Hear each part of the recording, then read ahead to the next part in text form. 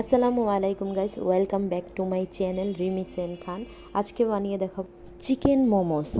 ঘরে থাকা অল্প কিছু উপকরণ দিয়ে এটা হয়ে যাবে। চওড়া দাম দিয়ে আপনার বাইরে খেতে যেতে হবে না।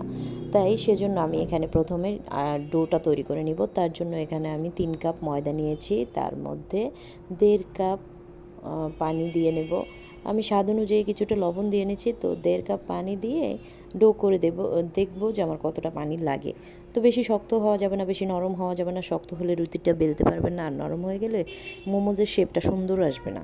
সেই জন্য আমি অল্প অল্প করে পানি দিয়ে এটাকে গুলে নেব। তো গুলে আমি 1 মিনিটের মতো মাখিয়ে সেটাকে রেস্টে রেখে দিয়েছি 20 মিনিটের জন্য।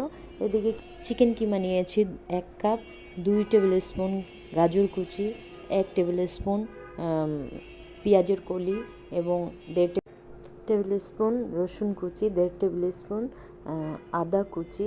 এখানে বাটাটাও দেওয়া যাবে এবং এর মধ্যে দিয়ে দেব 1 টেবিল স্পুন সয়া সস এবং স্বাদ অনুযায়ী লবণ। দিয়ে দেব হাফ চা চামচ কালো গোলমরিচের গুঁড়া এবং দিয়ে দেব 1.5 টেবিল চামচ সয়াবিন তেল গরম করে দিয়ে দেব।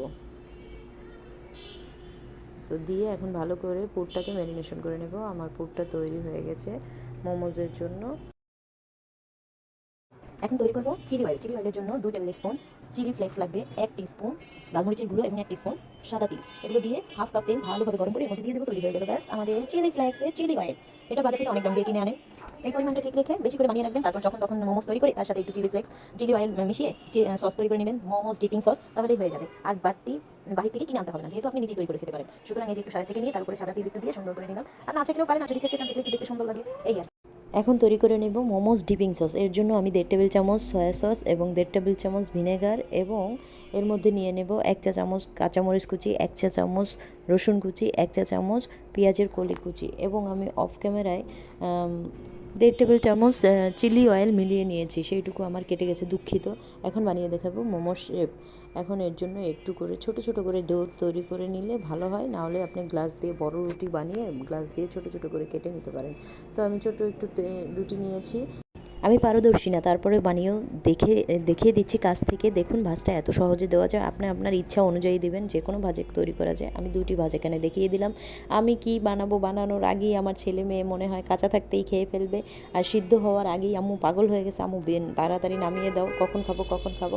তো আমি ভিডিওটাও ভালোভাবে করতে পারিনি, এর জন্য আমাকে ক্ষমা করবেন। আর আপনাদের যদি ভালো লাগে অবশ্যই লাইক কমেন্ট শেয়ার করবেন, আর আপনারা এটা বাসায় অবশ্যই তৈরি করে দেখবেন। এই যে এখন একটা ঝালিতে আমি তেল ব্রাশ করে নিচ্ছি। তো আমার মোমোগুলো বানানো হয়ে গেছে। মোমোগুলো আমি একে একে দিয়ে দিব। পানির ভাপে দিয়ে এটাকে আমি সিদ্ধ করবো একটা বড় পাতিলে। এই ঝালিটা বসিয়ে দিব। অনেক সহজে প্রায় 10 থেকে 12 মিনিট সিদ্ধ করে আপনারা সুন্দর করে, এটা সিদ্ধ হলেই এটার কালারটা চেঞ্জ হয়ে যাবে, বুঝতে পারবেন। সুন্দর করে নামিয়ে এটাকে পরিবেশন করবেন ডিপিং সস দিয়ে। ওয়াও, কি যে মজা! খেয়ে দেখবেন, অবশ্যই জানাবেন বাসায় কেমন হয়েছে। আর আমার চ্যানেলটা সাবস্ক্রাইব করে দিবেন, শেয়ার করে দেবেন। আল্লাহ হাফিজ।